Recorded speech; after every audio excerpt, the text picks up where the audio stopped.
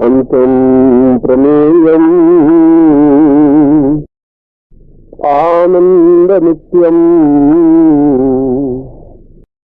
माधुर्यरूपम् परं वदेहम् ज्ञानं वदान्तवदितं सहितं सदैवम् शरणैवतां देहवदं प्रसन्नम्।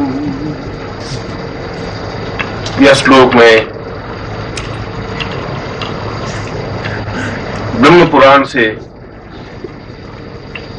उद्धृत करके आपके सामने स्पष्ट कर रहा हूं और यह श्लोक उच्चारण करने का मेरा एक खास मकसद है, एक खास मतलब है। और यह मतलब और तात्पर्य यह है कि मैंने इस श्लोक का चयन ब्रह्मोपनिषद से किया है। ब्रह्मोपनिषद का तात्पर्य है जो ब्रह्मा ने अपने मुंह से उच्चरित किए,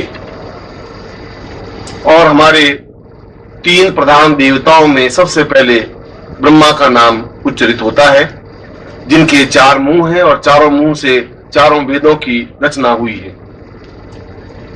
और इस श्लोक में ब्रह्मा ने स्वर्ण देहा अप्सरा का आह्वान करते हुए कहा है कि जीवन का आधार आनंद है, जीवन का आनंद सौभाग्य है, जीवन का सौभाग्य पूर्णता प्राप्त करना है और जीवन की पूर्णता प्रत्येक व्यक्ति की आकांक्षा है। और यह पूर्णता, यह सौभाग्य, यह जीवन का चिंतन और यह जीवन का आनंद केवल अप्सरा साधना के माध्यम से ही संभव है। और इसीलिए ब्रह्मा इस उपनिषद के श्लोक के माध्यम से कह रहे हैं कि मैं जीवन की पूर्णता और जीवन के आनंद प्राप्ति के लिए स्वर्ण देह अप्सरा को सिद्ध कर रहा हूं, उसका आह्वान कर रहा हूं, जिससे कि मेरे जीवन में पूर्णता प्राप्त हो। और मकसद मेरा यह था इस श्लोक को उद्धृत करने का कि अप्सरा शब्द से जो आपके मन में भ्रांत धारणाएं हैं, यदि हैं, तो वे धारणाएं मिट जानी चाहिए। अपनी बात प्रारंभ करने से पूर्व मैं आपके दिमाग को व्यवस्थित कर देना चाहता हूं कि यदि ब्रह्मा जैसा देवता भी अप्सरा का प्रयोग करता है, अप्सरा का उच्चारण करता है, अप्सरा को संबोधित करता है, अप्सरा का आह्वान करता है, तो निश्चय ही किसी प्रकार का उसके आह्वान में, उसकी पूजा में, उसकी साधना में, उसके निमंत्रण में कोई दोष नहीं है, कोई भोग की बात नहीं है, किसी प्रकार की आकांक्षा की बात नहीं है। जीवन में पूर्णता, क्योंकि व्यक्ति स्वयं अर्ध नारीश्वर है और नारीश्वर का मतलब है आधा शरीर। वो जो शरीर है उसके पास वह केवल आधा भाग है और आधा भाग अपने आप में पूर्ण नहीं हो सकता। इसलिए ब्रह्मा भी पूर्ण नहीं है, इसलिए विष्णु भी पूर्ण नहीं है, क्योंकि उन्होंने अपने आधे भाग को लेकर के ही जीवन को संचालित किया। भगवान शिव एकमात्र ऐसे देवता रहे जिन्होंने आधे भाग, यदि उसके पास पुरुषत्व का था, तो उन्होंने आधे भाग में नारी रूप की कल्पना भी की और फिर अर्धनारीश्वर शब्द से संबोधित हुए। अप्सरा की साधना करना, अप्सरा को आह्वान करना किसी प्रकार की व्यभिचार या किसी प्रकार का दोष या किसी प्रकार की न्यूनता नहीं है। मैं एक देवता नहीं और 20 उपनिषदों के उद्धरण आपके सामने व्यक्त कर सकता हूं और वशिष्ठ से लगा करके अत्रि तक और पुरुष से लगा करके कणाद तक सभी ऋषियों ने और सभी महर्षियों ने यदि अप्सरा साधना को प्राधान्यता दी है, तो उनके देने के पीछे अभिष्ट लक्ष्य यह था कि जीवन में एक आनंद की अनुभूति हो सके। देह सुख की अनुभूति के लिए साधना नहीं की, क्योंकि अप्सरा साधना करने से गृहस्थ में कोई न्यूनता नहीं आ सकती। अप्सरा कोई पत्नी का स्थान ग्रहण नहीं कर सकती, अप्सरा कोई बहन का स्थान ग्रहण नहीं कर सकती, अप्सरा कोई पुत्री का स्थान ग्रहण नहीं कर सकती। अप्सरा तो केवल एक मार्गदर्शिका के रूप का स्थान ग्रहण कर सकती है, आपको बराबर गतिशील दे सके, आपके जीवन में एक हलचल मचा सके, आपके इस मुर्दा शरीर में प्राण फूंक सके, तुम्हें मार्गदर्शन दे सके। जहां तुम उलझ जाओ, जहां तुम्हारी परेशानी आ जाए, जहां तुम्हारी बाधाएं आ जाए, जहां तुम्हें कोई रास्ता नहीं सूझ रहा हो, वहां तुम्हें रास्ता बता सके। इसीलिए अप्सरा को 4 रूपों में स्पष्ट कहा है कि अप्सरा साधना से, अप्सरा जब भोजन कराती है तो बिल्कुल मां की तरह बन करके भोजन कराती है। मात्रवत भोजनई वही च अप्सराम वाम प्रदायते। जैसे मां अपने पुत्र को अत्यंत प्यार के साथ भोजन कराती है, ठीक उसी रूप में वह साधक को भोजन कराती है और प्रेमिका के रूप में उसको आनंद प्रदान करती है। आनंद की अनुभूति मित्र के माध्यम से प्राप्त हो सकती है और इसीलिए अप्सरा को मित्र के रूप में ही एहसास किया है, पुरुष के लिए भी, स्त्री के लिए भी। स्त्री उस साधना को करके एक अपना मित्र प्राप्त कर सकती है, पुरुष भी उसकी साधना को करके और एक मित्र के रूप में प्राप्त कर सकता है। उस मित्र में और उस मित्रवत व्यवहार में किसी प्रकार की आंख में न्यूनता नहीं है। अगर आंख गड़बड़ है तो फिर आपकी गड़बड़ है, उसकी आंख में कोई न्यूनता नहीं है, गंदगी नहीं है। इसलिए मैं कह रहा हूं कि अगर अप्सरा साधना करने से ब्रह्मा को कोई तकलीफ नहीं हो रही है, भगवान विष्णु को कोई तकलीफ नहीं हो रही है, विष्णु और रुद्र को तकलीफ नहीं हो रही है, अगर वशिष्ठ विश्वामित्र को तकलीफ नहीं हो रही तो फिर तुम्हें भी तकलीफ नहीं हो सकती, तुम्हारी पत्नी को भी तकलीफ नहीं हो सकती। इसलिए उस अप्सरा साधना पुरुष के लिए उतनी ही महत्वपूर्ण मानी गई है जितनी भगवान शिव की आराधना या विष्णु की आराधना या रुद्र की आराधना या लक्ष्मी की आराधना, क्योंकि वह मां की तरह भोजन कराती है तो प्रेमिका की तरह प्रसन्नता देती है और मंत्री की तरह सलाह देती है। राजाओं के यहां मंत्री होते थे, वो सलाह देते थे कि ये काम उचित नहीं है, ऐसा काम उचित है। आज भी पीए होते हैं जो बताते हैं कि ये आपको ऐसा करना चाहिए, ऐसा नहीं करना चाहिए, और जहां भी हम उलझ जाएं वो गाइड करती है, ये ठीक नहीं है, यूं आपको करना चाहिए, ये इस गुत्थी को इस प्रकार सुलझाना चाहिए। और चौथी बात की हमारे जीवन की जितनी न्यूनताएं हैं, जीवन की जितनी कमियां हैं, वे जीवन की कमियां उसके माध्यम से पूर्ण हो सकती हैं। अंतम प्रमेयम आनंद नित्यम माधुर्य रूपम परम वदेहम ज्ञानम वदांत वदितम सहितम सदैवम शरणैवताम देहवदम प्रसन्नम। ಈ ಶ್ಲೋಕವನ್ನು ನಾನು ಬ್ರಹ್ಮಪುರಾಣದಿಂದ ಉದ್ಧರಿಸುತ್ತಾ ನಿಮ್ಮೆಲ್ಲರ ಮುಂದೆ ಸ್ಪಷ್ಟಪಡಿಸುತ್ತಿದ್ದೇನೆ ಮತ್ತು ಈ ಶ್ಲೋಕವನ್ನು ಉಚ್ಚರಿಸುವುದರ ಹಿಂದೆ ನನ್ನ ವಿಶೇಷವಾದ ಉದ್ದೇಶ ಮತ್ತು ಪ್ರಯೋಜನವಿದೆ ಮತ್ತು ನನ್ನ ವಿಶೇಷ ಉದ್ದೇಶ ಹಾಗೂ ತಾತ್ಪರ್ಯವೇನೆಂದರೆ, ನಾನು ಈ ಶ್ಲೋಕವನ್ನು ನಿಮಗೆಂದೇ ಬ್ರಹ್ಮೋಪನಿಷತ್ತಿನಿಂದ ಆರಿಸಿದ್ದೇನೆ. ಬ್ರಹ್ಮೋಪನಿಷತ್ತಿನ ತಾತ್ಪರ್ಯವೇನೆಂದರೆ, ಸ್ವತಃ ಸೃಷ್ಟಿಕರ್ತನಾದ ಬ್ರಹ್ಮನೇ ತನ್ನ ಬಾಯಿಂದಲೇ ಉಚ್ಚರಿಸಿದ ಉಪನಿಷತ್ತಿದು ಎಂದು. ಮತ್ತು ನಮ್ಮ 3 ಪ್ರಧಾನ ದೇವತೆಗಳಲ್ಲಿ ಮೊಟ್ಟ ಮೊದಲನೆಯದಾಗಿ ಬ್ರಹ್ಮನ ಹೆಸರು ಉಚ್ಚರಿಸಲ್ಪಡುತ್ತದೆ. ಬ್ರಹ್ಮನಿಗೆ 4 ಮುಖಗಳಿದ್ದು ಚತುರ್ಮುಖ ಬ್ರಹ್ಮನೆಂದು ಅವನನ್ನು ಕರೆಯುತ್ತಾರೆ ಮತ್ತು ಅವನ ಈ 4 ಮುಖಗಳಿಂದ 4 ವೇದಗಳ ರಚನೆಯಾಗಿದೆ.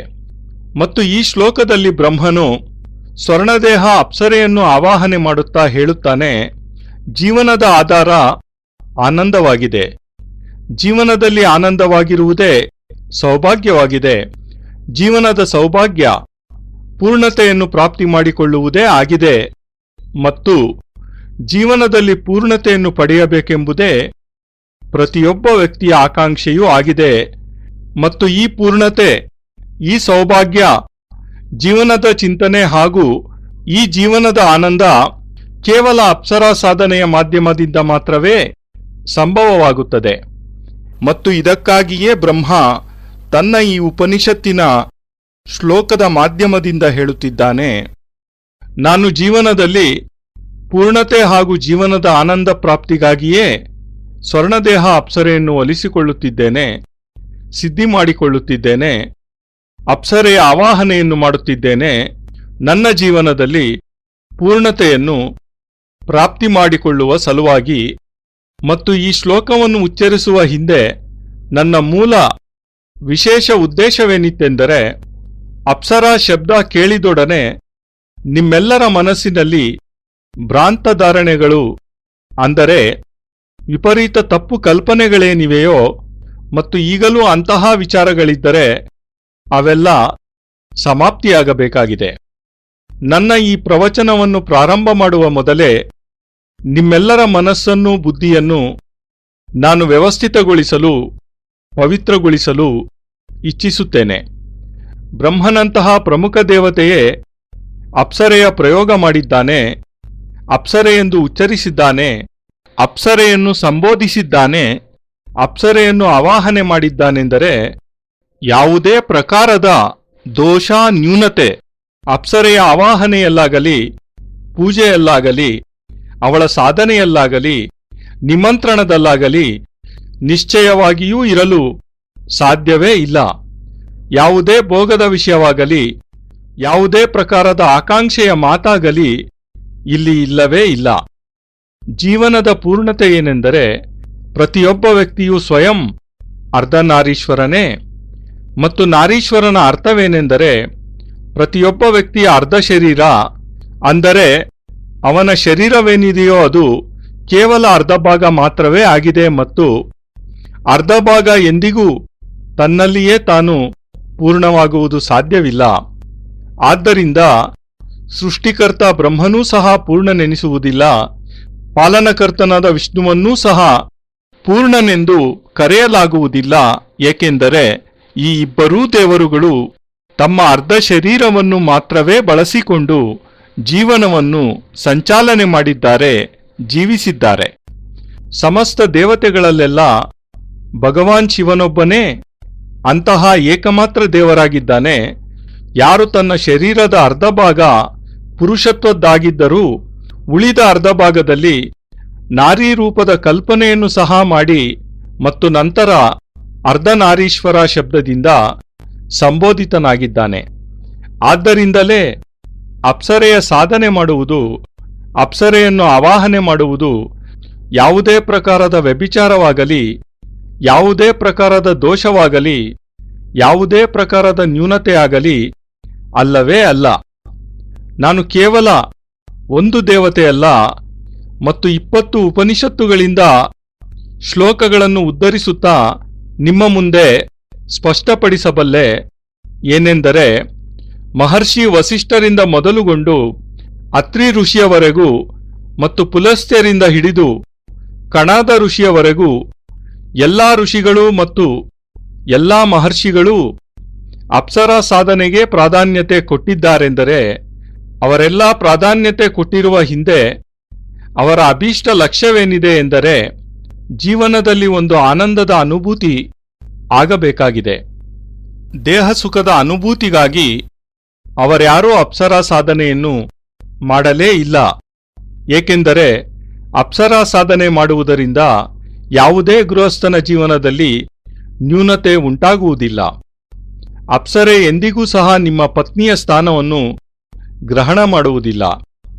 ನಿಮ್ಮ ಪತ್ನಿಯ ಸ್ಥಾನವನ್ನು ಅವಳಿಂದ ತುಂಬಲಾಗುವುದಿಲ್ಲ. ಅಪ್ಸರೆ ನಿಮ್ಮ ಅಕ್ಕ ಅಥವಾ ತಂಗಿಯ ಸ್ಥಾನಗ್ರಹಣ ಮಾಡುವುದಿಲ್ಲ. ನಿಮ್ಮ ಪುತ್ರಿಯ ಸ್ಥಾನಗ್ರಹಣವನ್ನು ಅವಳಿಂದ ಮಾಡಲಾಗುವುದಿಲ್ಲ. ಅಪ್ಸರೆ ಕೇವಲ ಒಬ್ಬ ಮಾರ್ಗದರ್ಶಿಕೆಯ ರೂಪದ ಸ್ಥಾನಗ್ರಹಣವನ್ನು ಮಾತ್ರವೇ ಮಾಡಬಲ್ಲಳು. ನಿಮ್ಮನ್ನು ಸತತವಾಗಿ ಯಶಸ್ಸಿನೆಡೆಗೆ, ಅಭ್ಯುದಯದೆಡೆಗೆ ಮುನ್ನಡೆಸಬಲ್ಲಳು. ನಿಮ್ಮ ಜೀವನದಲ್ಲಿ ನವಚೈತನ್ಯವನ್ನು ತುಂಬಬಲ್ಲಳು. ಬದುಕಿಯೂ ಸತ್ತಂತಿರುವ ನಿಮ್ಮ ಶರೀರದಲ್ಲಿ ಅವಳು ಪ್ರಾಣಸಂಚಾರ ಮಾಡಬಲ್ಲಳು. ನಿಮಗೆ ಸರಿಯಾದ ಮಾರ್ಗದರ್ಶನ ಮಾಡಬಲ್ಲಳು. ನೀವೆಲ್ಲಾದರೂ ದಾರಿ ತಪ್ಪಿದರೆ, ನಿಮಗೇನಾದರೂ ವಿಪತ್ತಾಗಲಿ ತೊಂದರೆಯಾಗಲಿ ಎದುರಾದರೆ, ನಿಮಗೆ ಮುಂದೇನು ಮಾಡಬೇಕೆಂದು ತಿಳಿಯದಾದಾಗ, ಮುಂದಿನ ಮಾರ್ಗವೇ ಕಾಣದಾದಾಗ ನಿಮಗೆ ಸರಿಯಾದ ದಾರಿಯನ್ನು ತೋರುತ್ತಾ ಮುನ್ನಡೆಸುತ್ತಾಳೆ ಅಪ್ಸರೆ. ಆದ್ದರಿಂದಲೇ ಅಪ್ಸರೆಯನ್ನು 4 ರೂಪಗಳಲ್ಲಿ ಸ್ಪಷ್ಟವಾಗಿ ತಿಳಿಸಿದ್ದಾರೆ. ಏನೆಂದರೆ, ಅಪ್ಸರಾ ಸಾಧನೆ ಸಿದ್ಧಿಯಾದ ನಂತರ ಅಪ್ಸರೆಯು ಭೋಜನ ಮಾಡಿಸುತ್ತಾಳೆ ಪೂರ್ಣ ಮಾತೃಸ್ವರೂಪದಲ್ಲಿಯೇ, ಸಾಕ್ಷಾತ್ ತಾಯಿಯಂತೆಯೇ ಭೋಜನ ಮಾಡಿಸುತ್ತಾಳೆ. मात्रवत् भोजने अप्सरां वां प्रजायते. ಯಾವ ರೀತಿ ತಾಯಿಯೊಬ್ಬಳು ತನ್ನ ಮಗನಿಗೆ ಅತ್ಯಂತ ಪ್ರೀತಿಪೂರ್ವಕವಾಗಿ ಭೋಜನ ಮಾಡಿಸುತ್ತಾಳೆಯೋ ಅದೇ ರೀತಿಯಲ್ಲಿ ಅಪ್ಸರೆಯು ಸಾಧಕನಿಗೆ ಭೋಜನವನ್ನು ಮಾಡಿಸುತ್ತಾಳೆ ಮತ್ತು ಪ್ರೇಮಿಕೆಯ ರೂಪದಲ್ಲಿ ಸಾಧಕನಿಗೆ ಆನಂದ ಪ್ರದಾನ ಮಾಡುತ್ತಾಳೆ ಅಪ್ಸರೆ. ಆನಂದದ ಅನುಭೂತಿ ಮಿತ್ರನ ಮಾಧ್ಯಮದಿಂದ ಮಾತ್ರವೇ ಪ್ರಾಪ್ತಿಯಾಗುತ್ತದೆ. ಆದ್ದರಿಂದಲೇ ಅಪ್ಸರೆಯನ್ನು ಮಿತ್ರನ ರೂಪದಲ್ಲಿಯೇ ಸ್ವೀಕರಿಸಲಾಗುತ್ತದೆ, ಅನುಭವ ಮಾಡಲಾಗುತ್ತದೆ, ಪುರುಷರಿಗಾಗಿ ಮತ್ತು ಸ್ತ್ರೀಯರಿಗಾಗಿಯೂ ಸಹ. ಸ್ತ್ರೀಯರೂ ಸಹ ಅಪ್ಸರೆಯ ಸಾಧನೆ ಮಾಡಿ ಆಕೆಯನ್ನು ತನ್ನ ಆಪ್ತ ಗೆಳತಿಯಂತೆ ಪ್ರಾಪ್ತಿ ಮಾಡಿಕೊಳ್ಳಬಹುದಾಗಿದೆ. ಪುರುಷರೂ ಸಹ ಸಾಧನೆ ಮಾಡಿ ಅಪ್ಸರೆಯನ್ನು ಮಿತ್ರರೂಪದಲ್ಲಿ ಪಡೆಯಬಹುದಾಗಿದೆ. ಅಪ್ಸರೆಯ ಮಿತ್ರತ್ವದಲ್ಲಾಗಲಿ ಅವಳ ಮಿತ್ರತ್ವದ ವ್ಯವಹಾರದಲ್ಲಿ ಆಗಲಿ ಯಾವುದೇ ಪ್ರಕಾರ ನೋಡುವ ನೋಟದಲ್ಲಿ, ದೃಷ್ಟಿಯಲ್ಲಿ ನ್ಯೂನತೆ ಇರುವುದಿಲ್ಲ. ನಿಮ್ಮ ದೃಷ್ಟಿ, ನಿಮ್ಮ ಕಣ್ಣಿನಲ್ಲಿ ವಿಕಾರವಿರಬಹುದು, ನ್ಯೂನತೆ ಇರಬಹುದು, ಆದರೆ ಅಪ್ಸರೆಯ ಕಣ್ಣಿನಲ್ಲಿ ಯಾವುದೇ ವಿಕಾರ ಇರುವುದಿಲ್ಲ, ಮಲಿನತೆಯೂ ಇರುವುದಿಲ್ಲ. ಆದ್ದರಿಂದಲೇ ನಾನು ಹೇಳುತ್ತಿದ್ದೇನೆ, ಅಪ್ಸರಾ ಸಾಧನೆ ಮಾಡುವುದರಿಂದ ಬ್ರಹ್ಮನಿಗೆ ಯಾವ ರೀತಿಯ ತೊಂದರೆಯೂ ಆಗಲಿಲ್ಲ, ಭಗವಾನ್ ವಿಷ್ಣುವಿಗೆ, ಭಗವಾನ್ ರುದ್ರನಿಗೆ ಕೂಡ ಯಾವುದೇ ತೊಂದರೆ ಆಗಲಿಲ್ಲ, ಋಷಿಗಳಾದ ವಸಿಷ್ಠ ವಿಶ್ವಾಮಿತ್ರರಿಗೆ ಯಾವುದೇ ತೊಂದರೆಯೂ ಆಗಲಿಲ್ಲ.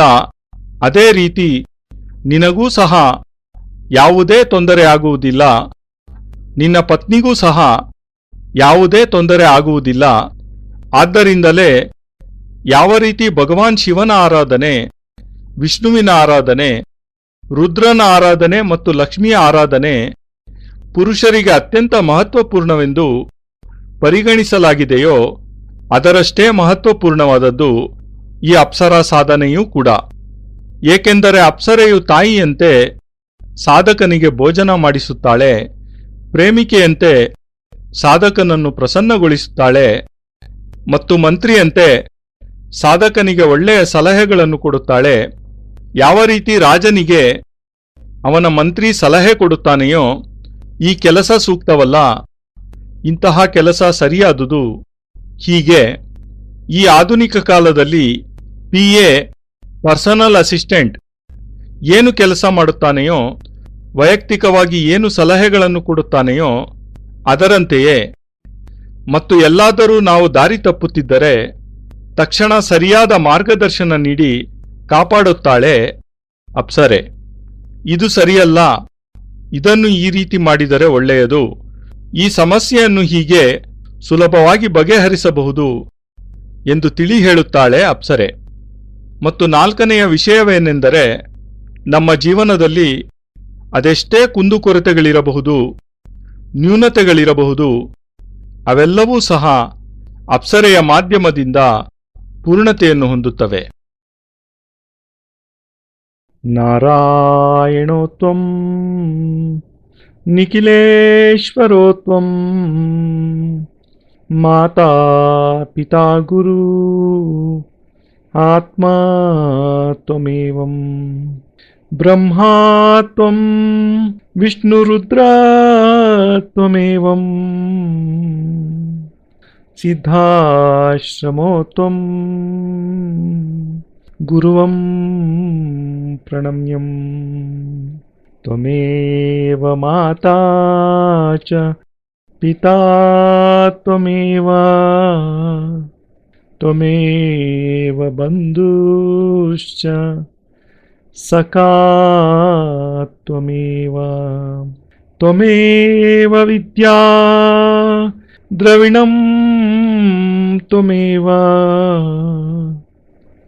ತ್ವಮೇವ ಸರ್ವಂ मम देवदेवा त्वदीयं वस्तु निखिलं तुभ्यमेवं समर्पयेत्। जय गुरुदेव। परमपूज्य गुरुदेव ಯೋಗಿರಾಜ್ ಸ್ವಾಮಿ ನಿಖಿಲೇಶ್ವರಾನಂದಜಿ ಮಹಾರಾಜರ ಪವಿತ್ರತಮ ದಿವ್ಯ ಚರಣಾರವಿಂದಗಳಲ್ಲಿ ಸಪ್ರೇಮಪೂರ್ವಕ ಸಮರ್ಪಣೆ ಈ ಭಾವಾನುವಾದ ಅತ್ಯಂತ ಕೃತಜ್ಞತಾಪೂರ್ವಕವಾಗಿ ಗುರೂಜಿ ನಿಖಿಲ್ ಸಚ್ಚಿದಾನಂದ